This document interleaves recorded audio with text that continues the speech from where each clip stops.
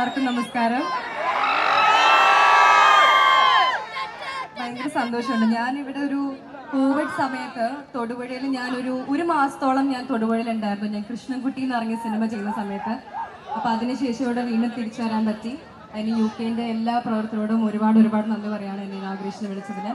പക്ഷെ എനിക്കൊരു ഡൗട്ട് ഉണ്ട്, ഇത്രയും ഈ ക്രൗഡ് കാണുന്നത് എന്നെ കാണാനാണോ അല്ലെങ്കിൽ ഹാർലി ഡേവിഡ്സിന് വേണ്ടിയിട്ടാണോ? എനിക്കറിയാം ഇത് ഹാർലി ഡേവിഡ്സിന് വേണ്ടിയിട്ടുള്ള തിരക്കാണ്.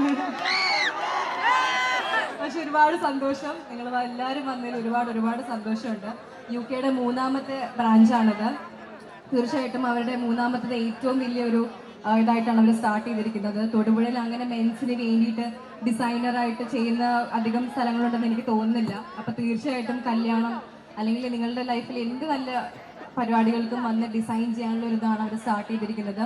ആൻഡ് കുറേ വെയർ റാബിറ്റ് പോലെയുള്ള ഇന്റർനാഷണൽ ബ്രാൻഡ്സും അതിൻ്റെ ഉള്ളിലുണ്ട്, ഞാൻ കണ്ടു. പിന്നെ ജെൻസിക്ക് പറ്റിയിട്ടുള്ള കുറേ കാർഗോ പാൻസ്, അങ്ങനത്തെ കുറേ സംഭവങ്ങളുണ്ട്. അപ്പോൾ എല്ലാവരും പോയി നോക്കി. ഇവിടെ നിൽക്കുന്ന എല്ലാം എനിക്ക് ആൺകുട്ടികളെ മാത്രമേ കാണുന്നുള്ളൂ. അപ്പോൾ എല്ലാവരും പോയി നോക്കുക, ഷോപ്പ് ചെയ്യാം. Thank you. പാട്ടോ സമയൂല.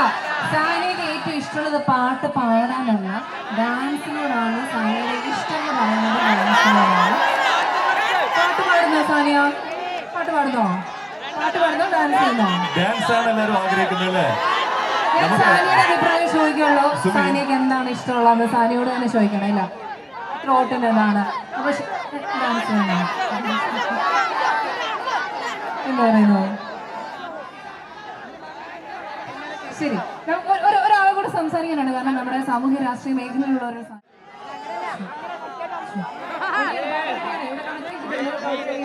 ഇവിടെ